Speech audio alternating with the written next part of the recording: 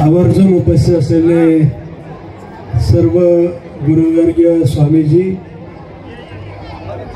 आपल्या सोलापूर शहराचे माझे विधानसभा सहकारी विजयकुमार देशमुख मालक, आदरणीय काका, व्यासपीठावर उपस्थित सर्वच मान्यवर, वधूवर, त्यांचे सर्व नातेवाईक, सर्व या परिसरातील त्यांचे मित्र परिवार, उपस्थित सर्व वराडी मंडळी, मी आपलं मनापासून स्वागत करतोय। गेली 20 वर्षापासून हा 46वा सामुदायिक विवाह आहे।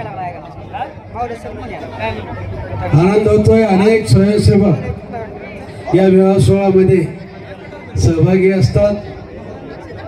अनेक स्वयंसेवकांच्या सहकार्यामुळे हा विवाह सोहळा अत्यंत दिमाखात पार पडतोय। सर्व वधूवरांना शुभाशीर्वाद देत असताना अनेक संतजन पण असतात। आताच थोड्या वेळापूर्वी राजस्थानचे महामहिम राज्यपाल हरिभाऊ नाना बागडे यांनी या वधूवरांना शुभाशीर्वाद देऊन गेलेले आहेत। मी या निमित्तानं समस्त वराडी मंडळी असतील, सर्व मित्रपरिवार असतील, ही चळवळ सोलापूर शहरामध्ये खूप चांगली सुरू आहे। अनेक मान्यवर संस्था या सामुदायिक विवाहाचं आयोजन करतात। खरोखर त्या सर्व संस्थांचं अभिनंदन केलं पाहिजे, कारण ही सोलापूर जिल्ह्यात एक चळवळ, आपल्या सोलापूरला जेवढे सामुदायिक विवाह होतात तेवढं बाहेर नाही। एक कुणीतरी सुरुवात करणं अपेक्षित होतं, ते सुरुवात झालेली आहे। मी खरोखरच सर्व वधूवरांचं सुद्धा मनापासून आभार मानतो। त्यांनी या अशा चळवळीमध्ये सहभाग घेतला, त्यांच्या आईवडिलांनी सुद्धा त्यांना संमती दिली, त्याबद्दल त्यांच्या माता पितांचं सुद्धा मनापासून आभार मानतो। हा विवाह सोहळा वेळ झालेली आहे। मी परत एकदा आपल्या सर्व संतांचं, गुरुजनांचं, आमदार, सर्व राजकीय पक्षाचे राज्यकर्ते, त्यांच्या सर्वांचं मनापासून आभार मानतो। असंच आपलं प्रेम या परिवारावरती असावं अशी ईश्वरचरणी प्रार्थना। नववधूवरांना त्यांचं भावी आयुष्य, वैवाहिक जीवन सुखी आणि समृद्ध व्हावं हीच ईश्वरचरणी प्रार्थना। भटजींना विनंती करतो, वेळ झालेली आहे, आपण सुरू करा। नमस्कार, मी सौ अंबिका भीमाशंकर पाटील आहे, भाजपा महिला तालुका अध्यक्ष आहे दक्षिण सोलापूर। आज इथे आपण सर्वजण बघताय, लोकमंगल सामुदायिक विवाह सोहळा संपन्न झाला आत्ताच। आता हे संपन्न झालेला 46वा वर्ष चालू होता आणि आज या ठिकाणी 52 जोडप्यांचा विवाह सोहळा राजशाही थाटामध्ये आदरणीय बापूसाहेबांच्या मार्गदर्शनाखाली खूप चांगल्या पद्धतीनं सुरुवात झाली। आणि आम्ही कालपासून इथे सगळे परिवारासारखं प्रत्येक व्यक्ती आपण आपल्याच घरातलं कोणाचं तरी लग्न आहे या हिशोबानं आपण धावपळ करत आहोत आणि लोकमंगलचं पूर्ण टीम एकजुटीनं काम करत आहे। आणि कालच्यापासून स्वयंपाकाची तयारी म्हणा, नियोजनाची तयारी म्हणा, आणि सकाळी अन्नपूर्णाची पूजन झालं आणि तसेच सगळ्या नवरा नवरींचे मेकअप झाले आणि बापू आणि आदरणीय स्मिताताई देशमुख यांच्या हस्ते होम हवन झालं, कारण नवदाम्पत्याचं चांगल्या पद्धतीनं सुखी संसार व्हावा यासाठी एकही विधी न चुकता सर्व विधी एक व्यवस्थितपणे बापूसाहेब करत असतात। आणि त्याचबरोबर विशेष सांगायचं म्हणले की या 52 जोडप्यांचे जे आई वडील आहेत त्यांचंही मी अभिनंदन करू इच्छिते, कारण अनावश्यक खर्च टाळून आणि ते जे आज सामुदायिक विवाह सोहळा संपन्न केले या ठिकाणी त्यांचा बरंच वायपट खर्च वाचला। आणि विशेष म्हणजे असे राजेशाही थाटाचा जो विवाह सोहळा आहे तो आपण घरगुती करू शकत नाही, कारण कित्येक हजारो इथं लोकांच्या हस्ते यांना शुभाशीर्वाद मिळतात आणि साधू संतांच्या हस्ते शुभाशीर्वाद मिळतात यासाठी। आणि बापू फक्त यांचे लग्न लावून सोडत नाहीत, तर यांचे वैवाहिक जीवनातील पुढचे काही अडचणी असतील तेही खूप बारकाईने लक्ष देतात आणि त्यांच्या गरजा पूर्ण करायचा प्रयत्न करत असतात। आज खरोखरच दक्षिण तालुक्याच्या वतीनं मी आदरणीय बापूसाहेबांचं आणि लोकमंगल टीमचं खूप कौतुक करू इच्छिते आणि खूप आभारही मानू इच्छिते, कारण असा राजेशाहीच्या थाटाचा जो विवाह सोहळा आहे आजपर्यंत आपण जास्तीत जास्त कुठं बघायला मिळत नाहीये। आणि अगदी नियोजनबद्ध असं ह्यांच्या परिवाराचं प्रत्येक ठिकाणी जबाबदारी घेतली जाते आणि ते निभावली जाते। आज हजारो लोकांच्या हस्ते या सगळ्या जोडप्यांचा शुभाशय त्यांना मिळालेला आहे आणि या 22 जोडप्यांचं पुढील वाटचालीस खूप खूप मी शुभेच्छा देते। आज 16 नोव्हेंबर 2025 गोरगरीब लोकांसाठी आज एक ऐतिहासिक दिवस आहे। ते का म्हणजे आमच्या लोकमंगल समूहाच्या व तसेच सुभाष बापू देशमुख साहेबांच्या मार्गदर्शनाखाली व तसेच मनीष भाई यांच्या मार्गदर्शनाखाली लोकमंगल सर्वधर्म सामुदायिक विवाह सोहळा आज संपन्न झाला।